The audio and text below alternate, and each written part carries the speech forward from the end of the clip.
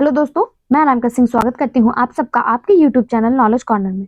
Friends, जैसा कि आपके सामने आप ये देख पा रहे होंगे कि बिहार टीआरई 4.0 के लिए ये स्पेशल बुक जो दानिश सर ने लॉन्च की थी, जिसमें एससीईआरटी और एनसीईआरटी के सारे कॉन्सेप्ट बहुत अच्छे से क्लियर किए गए हैं। ये आपके 1 to 5, 6 to 8, 11, 12 और 9, 10 सबके लिए इंपॉर्टेंट है जीएस बेस पे, यानी कि जनरल पेपर के लिए। तो आप बिहार टीआरई 4.0 की तैयारी करने जा रहे हैं या कर रहे हैं या पहले से कर चुके हैं, तो आपके लिए ये क्वेश्चन बहुत ज़्यादा इंपॉर्टेंट है, क्योंकि यहाँ से आपका रिवीजन हो जाएगा। और अगर आप नए हैं तो आपको कुछ नए चीज़ें जानने को मिलेगा। इसमें हिस्ट्री, ज्योग्राफी, पॉलिटी और इसके अलावा साइंस, इसके अलावा आप कह सकते हैं कि इसमें जो है इकोनॉमिक्स और साइंस के तीनों सब्जेक्ट, ये सारी चीज़ें इसमें दी हुई हैं। और रीजनिंग और मैथमेटिक्स के लास्ट में थोड़े से क्वेश्चन दिए हुए हैं। तो डे बाय डे हम लोग इसको कवर करते हुए चलेंगे। आज जो हम स्टार्ट करेंगे वो अपना टॉपिक हिस्ट्री से होगा, यानी कि सबसे पहले जो हम स्टार्ट करेंगे वो हिस्ट्री के क्वेश्चन से स्टार्ट करेंगे। अगर आप चैनल पे नए हैं तो इस बुक को पूरा पढ़ने के लिए चैनल को सब्सक्राइब कर लीजिए, और इसका पीडीएफ फ्री ऑफ कॉस्ट हमारे टेलीग्राम चैनल पे आपको प्रोवाइड करवाया जाएगा। टेलीग्राम चैनल का लिंक इसी वीडियो के डिस्क्रिप्शन बॉक्स में मिल जाएगा, वहां से आप टेलीग्राम चैनल को भी ज्वाइन करके रखिएगा। हिस्ट्री के अभी तक जितने भी क्वेश्चन किसी भी एग्जाम में आए हैं, चाहे वो टीआरई 0.1 हो, 0.2 हो, 0.3 हो, या फिर 0.3 का जो री एग्जाम था, हर एक क्वेश्चन को हम लोग कवर करते हुए आगे बढ़ेंगे। ठीक है, क्वेश्चन आपको हिंदी और इंग्लिश दोनों लैंग्वेज में मिल जाएंगे, और पूरा कंप्लीट बुक आपको एनालिसिस करवाया जाएगा। बस पेशेंस के साथ आपको लास्ट तक बने रहना है, और हमारे मोटिवेशन के लिए आपको वीडियो को लाइक, शेयर और सब्सक्राइब करना होगा। ओके, स्टार्ट करते हैं। पहला क्वेश्चन है, मगध किस अंक के मैदान, मगध एवं अंग के मैदान निम्नलिखित में से किसके हिस्से हैं? Magadh and Anga plains are parts of which of the following? चार ऑप्शन आपके सामने हैं। Upper Ganga valley, middle Ganga valley, lower Ganga valley, या फिर मोर ऑफ एबव, या फिर नन ऑफ द एबव। ये क्वेश्चन आपका बीपीएससी टीआरई 2.0 में आया हुआ क्वेश्चन है। इसका जो सही जवाब हो जाएगा कि मगध और अंग जो है ये मध्य गंगा मैदान के हिस्से हैं। ऑप्शन बी इसका बिल्कुल सही जवाब हो जाएगा। कहाँ के हैं मध्य गंगा मैदान? ये कहाँ पर है? ये पूर्वी उत्तर प्रदेश, और जैसा कि आप सभी को पता है ये बिहार को दो भागों में गंगा नदी बांटती है, तो संपूर्ण बिहार का विस्तृत क्षेत्र है। इसकी औसत ऊंचाई अगर आपसे पूछ लिया जाए कि गंगा मैदान की औसत ऊंचाई कितनी है, ये 50 से 100 मीटर तक इसकी औसत ऊंचाई है। मगध एवं अंग मध्य गंगा मैदान में स्थित है। मगध गंगा का मैदान कृषि के लिए प्रसिद्ध है। अगर पूछा जाए कि मध्य गंगा का जो मैदान है वो किसके लिए प्रसिद्ध है, तो ये कृषि के लिए प्रसिद्ध है, क्योंकि यहाँ पे भूमि जो है वो बहुत ज्यादा उपजाऊ है। अब आप मैप के माध्यम से यहाँ पे देखिए, ये आपको गंगा नदी को 3 भागों में बांटा गया है। आप सभी को पता है कि गंगा नदी का उद्गम उत्तराखंड के गंगोत्री ग्लेशियर से होता है। यहाँ से जब ये बहते हुए आता है उत्तराखंड से, तो इसे अपर गंगा प्लेन कहा जाता है। उसके बाद जब ये उत्तर प्रदेश में एंट्री करता है, और कुछ भाग उत्तराखंड और कुछ भाग बिहार का लेकर इसे मिडिल गंगा प्लेन कहा जाता है। और लास्ट का जो होता है, जो यहाँ पर आता है, जो पश्चिम बंगाल वाला क्षेत्र है, इसे लोअर गंगा प्लेन के नाम से जाना जाता है। ठीक है, इसका सही जवाब जो हो जाएगा यहाँ पे ऑप्शन बी था। अगला क्वेश्चन, ये मौर्य एवं मौर्योत्तर काल से क्वेश्चन पूछा गया है। कौटिल्य किस स्थान में राजनीति विज्ञान और अर्थशास्त्र के प्राध्यापक थे?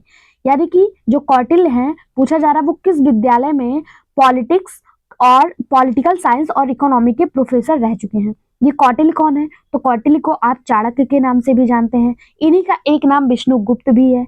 ये नालंदा यूनिवर्सिटी में थे, पाटलिपुत्र में थे, तक्षशिला में थे, एक से अधिक या इनमें से कोई नहीं? इसका जो सही जवाब हो जाएगा वो हो जाएगा ऑप्शन सी, तक्षशिला। कौटिल्य ये जो थे ये तक्षशिला से अर्थशास्त्री, दार्शनिक और राजनीतिक सलाहकार के रूप में तक्षशिला में कार्य कर चुके हैं।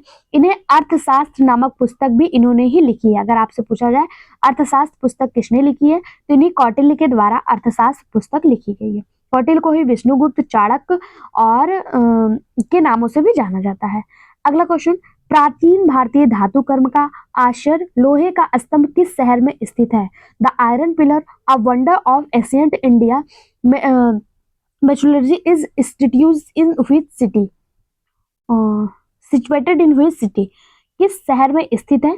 तो पुणे, दिल्ली, लखनऊ, एक से अधिक या इनमें से कोई नहीं? इसका सही जवाब हो जाएगा ये जो पिलर है लोहे का बना हुआ, ये दिल्ली में है। कहाँ पर है? दिल्ली में है, यानी दिल्ली में है। या कुतुब मीनार परिसर में खड़ा हुआ है और अपनी जंग प्रतिरोधक संरचना के लिए प्रसिद्ध है। यानी ये जो पिलर है ये लोहे का बना हुआ है, लेकिन इसमें ऐसे मटेरियल, ऐसे चीजों का यूज किया गया है कि इसमें जंग जो है, रस्ट जो है वो बिल्कुल भी नहीं लगेगा। अगर आपसे पूछा जाए इस स्तंभ की ऊंचाई कितनी है, तो ये 7 मीटर ऊंचा है। और अगर पूछा जाए ये स्तंभ बनवाया किसके द्वारा गया था, तो चंद्रगुप्त द्वितीय जिन्हें आप विक्रमादित्य के नाम से जानते हैं, इनके विजय, जब इन्होंने विजय किया था तो इन्होंने विजय स्तंभ के रूप में इसे बनवाया था। इसका सही जवाब ऑप्शन बी हो जाएगा, ये दिल्ली कुतुब मीनार परिसर में स्थित है। अगला ये आपका क्वेश्चन है, ऐतिहासिक दक्षिणापंथ नामक क्षेत्र का विस्तार है। The historical area called Dakshinapath is extend. ऐतिहासिक दक्षिणापंथ नामक क्षेत्र का विस्तार कहां से कहां तक है? ऑप्शन विंध्याचल पर्वत श्रेणी से कृष्णा नदी, विंध्याचल पर्वत श्रेणी से कावेरी के मध्य, सतपुड़ा पर्वत श्रेणी से नीलगिरी के मध्य, एक से अधिक या इनमें से कोई नहीं। तो जो ये दक्षिणापंथ नामक क्षेत्र है, ये इसका विस्तार जो है ये आपको 3 के तीरों में देखने को मिलेगा। यानी विंध्याचल पर्वत श्रेणी से कृष्णा के मध्य, विंध्याचल पर्वत श्रेणी से कावेरी के मध्य और सतपुड़ा पर्वत श्रेणी से नीलगिरी के मध्य। यानी कि ऑप्शन डी इसका सही जवाब हो जाएगा। ये क्वेश्चन आपका Bihar school teacher 2023 second shift paper 2 में आया हुआ क्वेश्चन है, ठीक है।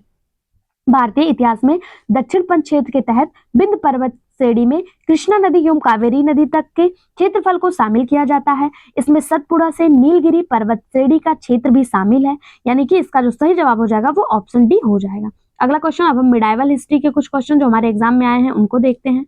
पहला क्वेश्चन है, मोहम्मद बिन तुगलक के शासनकाल में भारत आए प्रसिद्ध मुस्लिम खोजकर्ता इब्न बतूता किस देश से था? यानी कि यहाँ से आपको कई सारे क्वेश्चन मिल जाते हैं।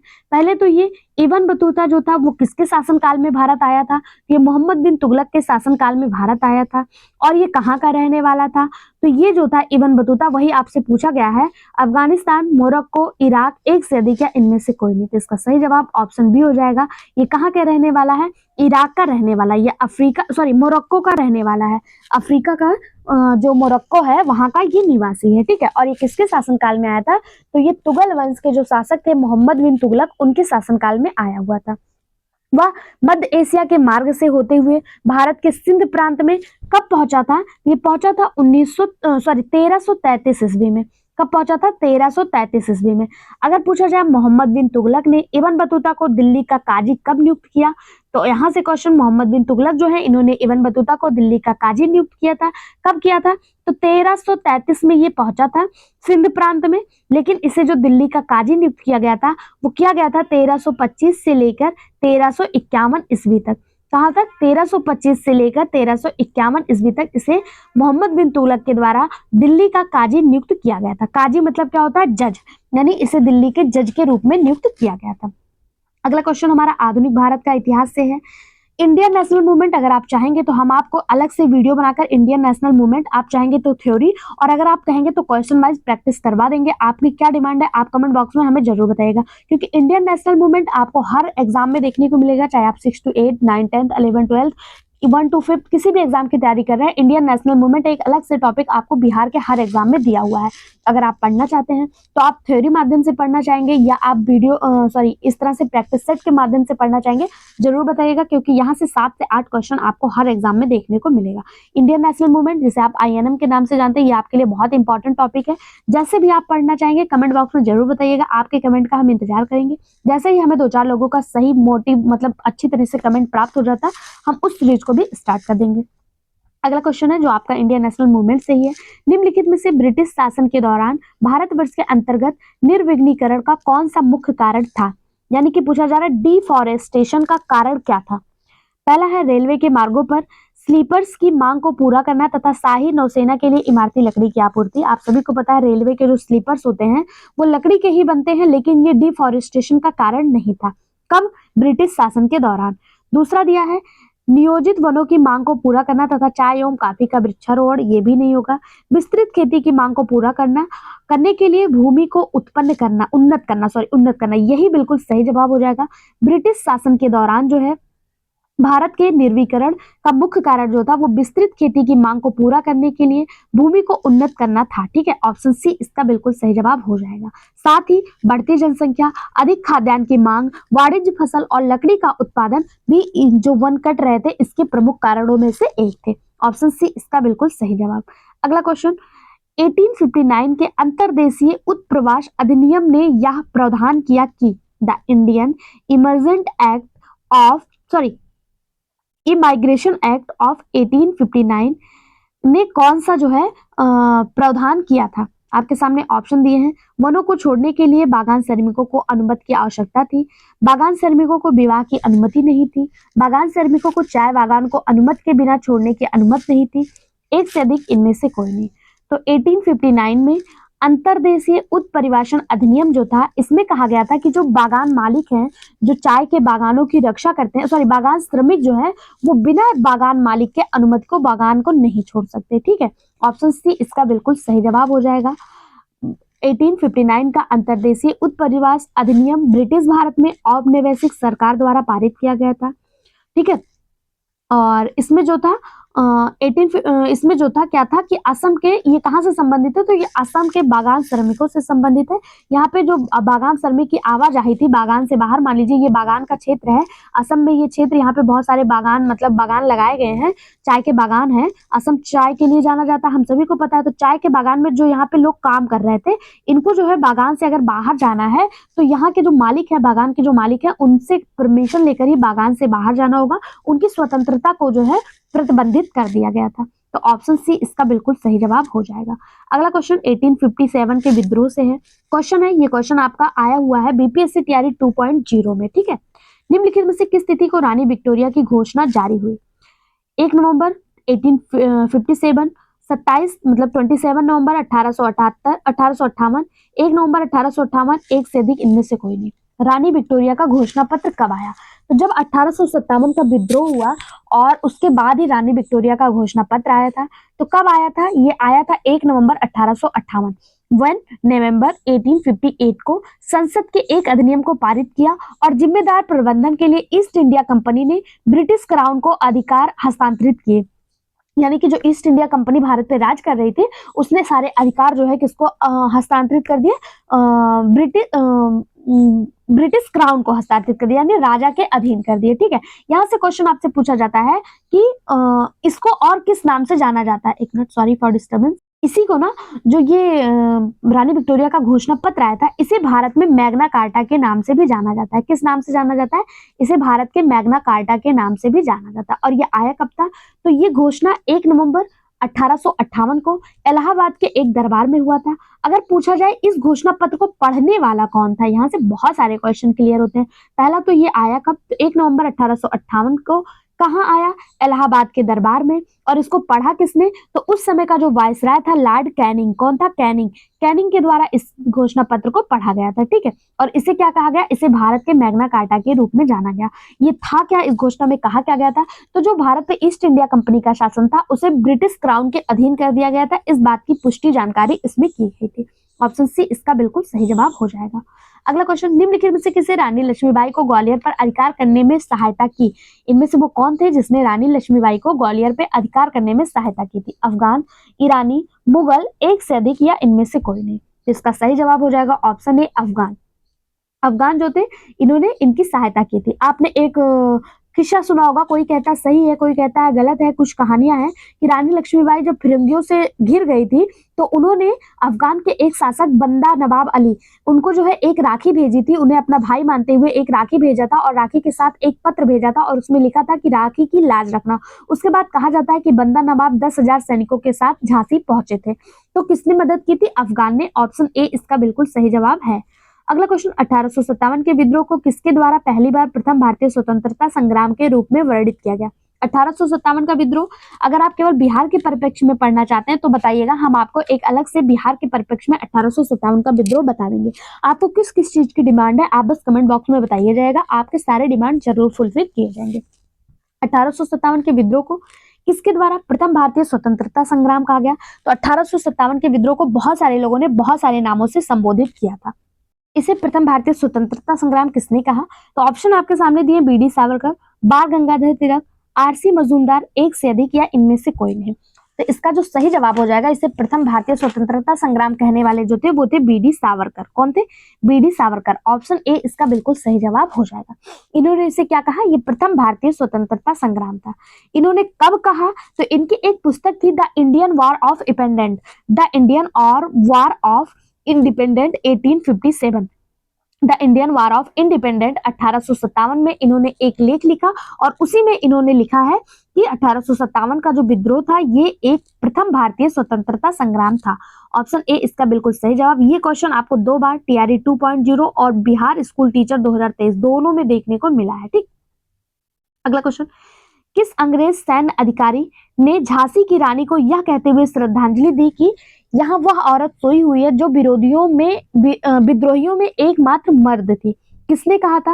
ह्यूरोज, कैंपबेल, हेडसन, एक से अधिक इनमें से कोई नहीं। जब रानी लक्ष्मीबाई शहीद हो गई, लड़ते लड़ते उनकी मृत्यु हो गई, तो जो अंग्रेज जनरल था वो श्रद्धांजलि देने हुए आया था और उसने ये सब कहा था कि यहाँ वो औरत सोई हुई है, रानी लक्ष्मीबाई को संबोधित करते हुए, जहाँ उनकी डेड बॉडी पड़ी हुई थी, कि यहाँ पे वो औरत सोई हुई है जो विद्रोहियों में एकमात्र जो है वो मर्द थी।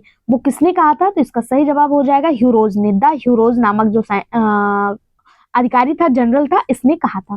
17 जून 1858 को ग्वालियर के पास कोटा सराय में अंग्रेजों से लड़ते हुए रानी लक्ष्मीबाई की मृत्यु हो गई थी। कब हुई थी? 17 जून 1858 को। ठीक है, 17 जून 1858 को। कहाँ पे हुई थी? ग्वालियर के पास कोटा सराय में हुई थी। ठीक है, ऑप्शन ए इसका सही जवाब हो जाएगा कि ह्यूरोज ने उन्हें श्रद्धांजलि देते हुए ये शब्द कहा था। अगला क्वेश्चन, 1857 के विद्रोह के दौरान नाना साहब ने खुद को मुगल सम्राट घोषित किया। पेशवा, वजीर, नायब, एक से अधिक, इनमें से कोई नहीं। 1857 के विद्रोह के बाद नाना साहब जो थे उन्होंने मुगल का क्या घोषित किया? इसका सही जवाब हो जाएगा ऑप्शन ए पेशवा। क्या घोषित किया? पेशवा घोषित किया। उन्होंने मुगल सम्राट का खुद को पेशवा घोषित किया। बाजीराव द्वितीय के दत्तक पुत्र के रूप में उन्होंने मराठा संघ और पेशवा परंपरा को पुनर्स्थापित करने का प्रयास किया, इसीलिए उन्होंने 1857 के विद्रोह में खुद को मुगल सम्राट का पेशवा घोषित कर दिया। ठीक है, पेशवा बाजीराव द्वितीय की मृत्यु के बाद नाना साहब को अंग्रेजों ने उत्तराधिकारी के रूप में स्वीकार नहीं किया क्योंकि वे पेशवा के दत्तक पुत्र थे और उन्होंने पेंशन देने से भी इनकार कर दिया था। आप सभी को पता है अंग्रेज हड़प की नीति लाए थे, तो उसमें इन्होंने दत्तक पुत्रों को राजा बनाने से मना कर दिया था। ठीक है, इन सब कारणों से 1857 के विद्रोह में भाग लेने के लिए प्रेरित हुए हमारे कौन?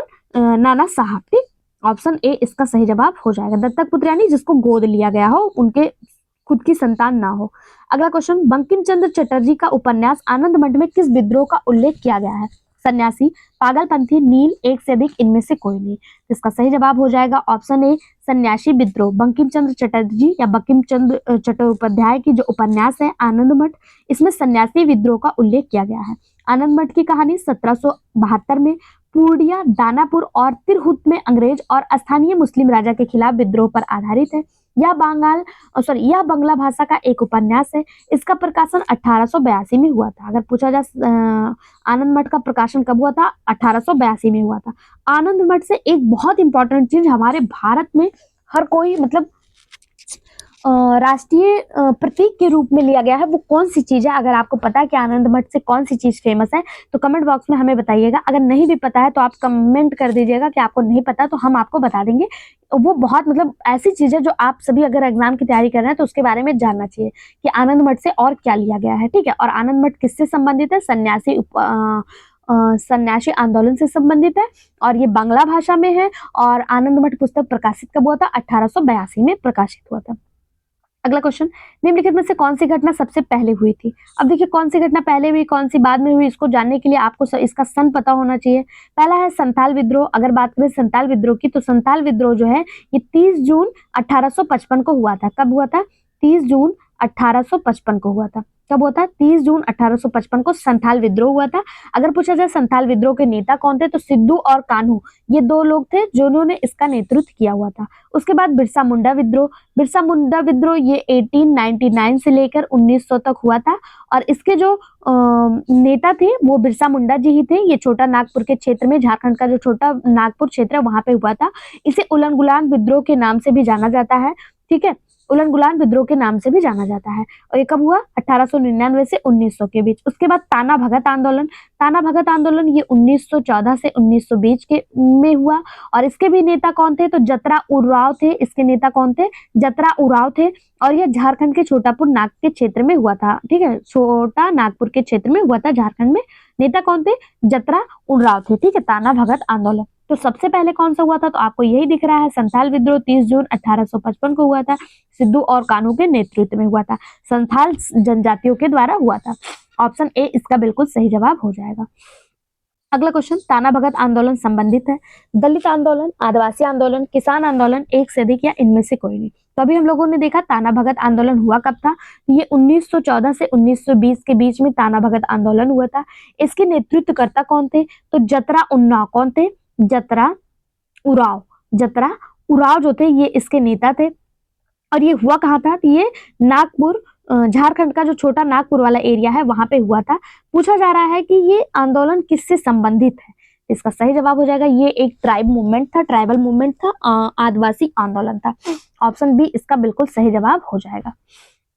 अगला क्वेश्चन, किसके नेतृत्व में संथाल विद्रोह 1855-56 हुआ? किसके नेतृत्व में हुआ संथाल विद्रोह? राजकुमार शुक्ला, एस.एन. सिन्हा, सहजानंद सरस्वती, एक से अधिक इनमें से कोई नहीं। अब देखिए यहाँ पे जरूरी नहीं है कि सारे आंसर आपको मिल ही जाएं, किसी किसी का आंसर इनमें से कोई नहीं भी हो सकता है, क्योंकि संथाल विद्रोह भी हम लोगों ने देखा था कि 30 जून 1855-56 में हुआ था। इसके नेतृत्वकर्ता सिद्धू और कान्हू थे। इसे संथाल विद्रोह जो थे ये जमींदारों के खिलाफ जो है, बिहार के जो जमींदार खिलाफ, बिहार का जो क्षेत्र था जिसे अब झारखंड के नाम से जाना जाता है, छोटा नागपुर वाला जो है, यहाँ पे राजमहल पहाड़ियों में बसे संथाल जनजातियों ने अंग्रेजों के खिलाफ किया था। ठीक है, अंग्रेज और जमींदारों के खिलाफ। तो इसके नेतृत्वकर्ता कौन थे? सिद्धू और कान्हू थे। इसका सही जवाब ऑप्शन ई बिहार टीआरई 2.0 में आया हुआ क्वेश्चन है। अगला क्वेश्चन, निम्नलिखित में से कौन सा विद्रोह आंदोलन लंबी दाढ़ी रखने पर कर लगाए जाने के कारण हुआ था? फराजी आंदोलन, पागलपंथी विद्रोह, वाहवी आंदोलन, एक से अधिक इनमें से कोई नहीं।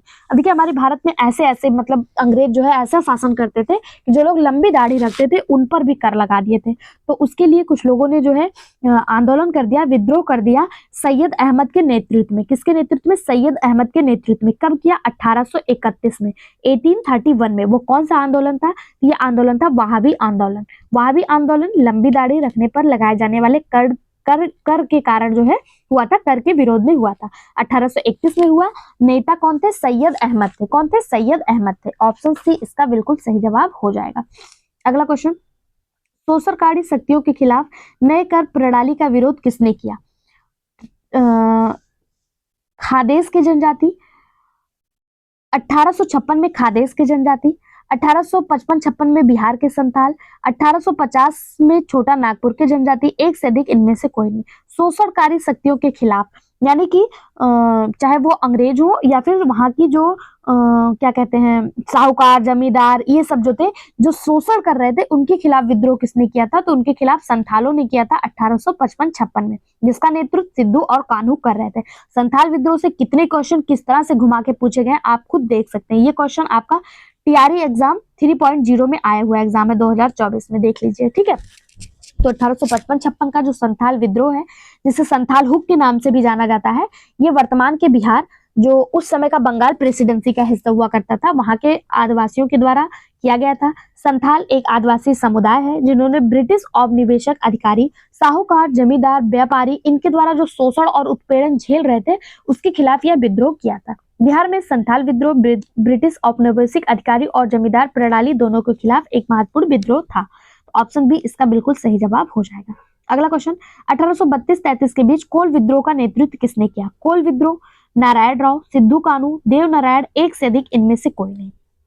तो देखिए सिद्धू कान्हू का अभी हम लोगों ने देखा था कि इन्होंने जो है सिद्धू कान्हू जो थे इन्होंने संथाल विद्रोह किया था, तो ये कोल विद्रोह के होंगे नहीं।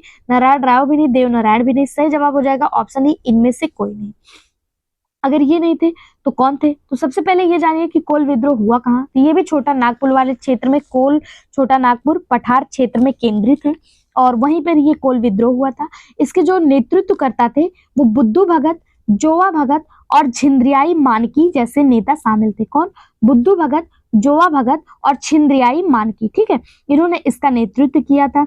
विद्रोह मुख्य रूप से जमींदार व्यवस्था से आर्थिक शोषण और गैर आदिवासी बसने वालों द्वारा सामाजिक उत्पीड़न और पारंपरिक आदिवासी शासन को कमजोर करने वाले ब्रिटिश कानूनों के कारण हुआ था। कोल विद्रोह नेता कौन थे? बुद्धू भगत और जोवा भगत, इसके साथ साथ झिंद्रियाई मानकी, और ये हुआ कहाँ था? छोटा नागपुर के क्षेत्र में। ऑप्शन ई इसका सही जवाब हो जाएगा। अगला क्वेश्चन, भारत का विकास, भारत में शिक्षा का विकास से जो क्वेश्चन आया हुआ है, यानी grow of education in India, यहाँ से क्वेश्चन आपको एग्जाम में देखने को मिला 2.0 में। इसके क्वेश्चन हम डिस्कस करते हैं। क्वेश्चन है 1857 में कलकत्ता में हिंदू कॉलेज की स्थापना किसने की थी? हिंदू कॉलेज की स्थापना 1817 में हुई, एक क्वेश्चन। दूसरा पूछा जा रहा है इसकी स्थापना की किसने? ऑप्शन है Henry Vivian Derozio, David Hare, Jonathan Duncan, एक से अधिक इनमें से कोई नहीं।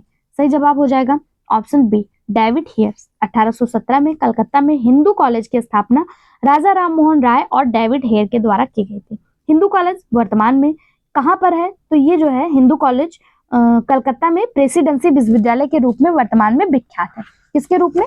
प्रेसिडेंसी के रूप में हिंदू कॉलेज। इसके अलावा हिंदू शब्द से एक आपसे पूछा जाता है, एक पत्रिका है हिंदू, हिंदू अगर आपसे पूछा जाए कि हिंदू नामक जो पत्रिका है वो किस लिए फेमस थी और किसके द्वारा लिखी गई थी, मतलब ये न्यूज़पेपर था शायद हिंदू, तो ये किसके द्वारा जारी किया गया था? अगर आपको पता है कि हिंदू न्यूज़पेपर चलाने वाले कौन थे, अगर आपको पता है तो कमेंट बॉक्स में बताइएगा, ठीक है। और बाकी इसका सही जवाब ऑप्शन भी हो जाएगा, डेविड हेयर ने जो है हिंदू विश्वविद्यालय की स्थापना की थी। अगला, देहरादून के इंपीरियल फॉरेस्ट रिसर्च इंस्टीट्यूट की स्थापना किस वर्ष की गई थी? 1906, 1904, 1905, एक से अधिक इनमें से कोई नहीं। तो ये जब हुई थी, देहरादून का जो इंपीरियल फॉरेस्ट रिसर्च इंस्टीट्यूट है, इसकी स्थापना हुई थी 1906 में। 1906 कब हुई थी? 1906 में। 1906 से और महत्वपूर्ण घटनाएं कौन सी हुई थी? अगर आपको पता है तो कमेंट बॉक्स में बताइए। 1906 की एक बहुत महत्वपूर्ण घटना है 1906 की, अगर आपको पता है तो जरूर बताइए, ठीक है। क्या 1906 वही साल था जिस साल राष्ट्रीय शिक्षा परिषद की स्थापना हुई थी? अगर आप मानते हैं कि 1906 में राष्ट्रीय शिक्षा परिषद, बंगाल केमिकल, स्वदेशी स्टोर, ये सारी चीजें खोली गई थी, तो आप कमेंट बॉक्स में बताइएगा 1906 के बारे में आप जो भी जानते हैं। 1906 में एक क्वेश्चन और बताइए, इंडियन नेशनल कांग्रेस की जो अध्यक्षता है वो किसने की थी 1906 वाले सेशन की? अगर पता है तो कमेंट बॉक्स में बताइएगा। बाकी देहरादून में इंपीरियल फॉरेस्ट रिसर्च इंस्टीट्यूट 1906 में स्थापित हुई थी। इसका सही जवाब ऑप्शन ए हो जाएगा। अगला क्वेश्चन, भारत में सर्वेक्षण विभाग की स्थापना कब हुई? सर्वे ऑफ इंडिया की स्थापना पूछा जा रहा है। 1667, 1767 या 1867, एक से अधिक इनमें से कोई नहीं। सर्वेक्षण विभाग की स्थापना कब हुई थी? तो इसका जो सही जवाब हो जाएगा वो हो जाएगा ऑप्शन बी, 1767। भारतीय सर्वेक्षण विज्ञान एवं प्रौद्योगिक विज्ञान के अधीन क्षेत्र का राष्ट्रीय सर्वेक्षण एवं मानचित्रण संगठन भारत सरकार का सबसे पुराना वैज्ञानिक विभाग है। इसकी स्थापना 1767 ईस्वी में हुई थी। ऑप्शन बी इसका बिल्कुल सही जवाब हो जाएगा। अगला, यूथ बंगाल मूवमेंट की स्थापना का श्रेय किसे दिया जाता है? Henry Vivian Derozio, Ishwar Chandra Vidyasagar, Raja Rammohan Roy, एक से अधिक इनमें से कोई नहीं। यूथ बंगाल मूवमेंट में ही हिंदू कॉलेज की स्थापना हुई थी। कलकत्ता में एक शिक्षक युवा बंगाल आंदोलन से ये संबंधित है। इन्होंने छात्रों ने परंपरा और रीति रिवाजों पर हमला किया था, महिलाओं की शिक्षा की मांग की थी, विचार और अभिव्यक्ति स्वतंत्रता का अभियान चलाया था। ये किसके द्वारा चलाया गया था? ये चलाया गया था हेनरी लुइस विवियन डेरोजियो के द्वारा। ऑप्शन ए इसका बिल्कुल सही जवाब हो जाएगा। यूथ बंगाल मूवमेंट किसके द्वारा? हेनरी लुइस विवियो डेरोजियो के द्वारा चलाया गया था। और इसी में क्या हुआ था? हिंदू कॉलेज की स्थापना भी की गई थी। नहीं, सॉरी, हिंदू कॉलेज के एक शिक्षक थे जो हेनरी विवियन, ये एक मिनट हो जाइए, हेनरी विवियन डेरोजियो जो थे ये शिक्षक थे हिंदू कॉलेज के, ठीक है। और हिंदू कॉलेज की जो स्थापना थी वो राजा राममोहन राय और डेविड हेयर के द्वारा किया गया था। हाँ, डेविड हेयर के द्वारा, थोड़ा सा कंफ्यूजन था, उसके लिए क्षमा प्रार्थी हूँ। ऑप्शन ए इसका बिल्कुल सही जवाब हो जाएगा। अगला क्वेश्चन, अब ये आपका भारतीय समाचार पत्रों से जो क्वेश्चन आए हैं वो दिया गया है। द व्हील ऑफ हिस्ट्री, इतिहास के पहिए नामक पुस्तक की रचना किसने की थी? बाल गंगाधर तिलक, राजा राममोहन राय, जयप्रकाश नारायण, एक से अधिक इनमें से कोई नहीं। द व्हील ऑफ हिस्ट्री यानी कि इतिहास के पहिए, ये पुस्तक किसकी लिखी गई थी? वैसे हिंदी में नहीं आता है, हिंदी में भी यही लिखा होता है द व्हील ऑफ हिस्ट्री। इसके लेखक कौन है? आपके सामने ऑप्शन दिए हुए हैं। ऑप्शन सही जानने से पहले हम और देख लेते हैं कि पहला जो है बाल गंगाधर तिलक, इनकी पुस्तक क्या थी? तो गीता रहस्य नाम की जो पुस्तक थी वो बाल गंगाधर तिलक की थी। और जो यहाँ पे दिया व्हील ऑफ हिस्ट्री, ये पुस्तक किसकी थी? तो ये थी the wheel of history Ram Manohar Lohia की। किसकी? राम मनोहर लोहिया की। अगर आपसे पूछा जाए जयप्रकाश नारायण या जेपी नारायण की प्रसिद्ध पुस्तक कौन सी थी, तो इनकी जो पुस्तक थी वो थी प्रिजन डायरी, जो 1975 में लिखी गई थी। प्रिजन डायरी 1975, ये किसकी थी? जयप्रकाश नारायण की। ठीक है, प्रिजन डायरी 1975, ये जयप्रकाश नारायण की प्रसिद्ध पुस्तक है। इसका सही जवाब option B, doctor Ram Manohar Lohia ने द व्हील ऑफ हिस्ट्री नामक पुस्तक लिखी हुई थी। अगला क्वेश्चन, अबुल कलाम आजाद के द्वारा किस पत्रिका को संपादित किया गया? जमींदार, कॉमरेड, अल हिलाल, एक से अधिक, इनमें से कोई नहीं। अबुल कलाम आजाद के द्वारा कौन सी पत्रिका संपादित की गई? तो इसका जो सही जवाब हो जाएगा वो हो जाएगा ऑप्शन सी, अल हिलाल। बाकी अगर पूछा जाए जमींदार पत्रिका किसकी है, कॉमरेड किसकी है, तो जमींदार पत्रिका जो है ये मौलाना जफर अली खान के द्वारा लिखी गई। और कॉमरेड जो है ये भी बहुत ज्यादा क्वेश्चन पूछा जाता है, ये मोहम्मद अली जौहर की है। कॉमरेड किसकी है? मोहम्मद अली जौहर की है। ऑप्शन सी इसका बिल्कुल सही जवाब हो जाएगा।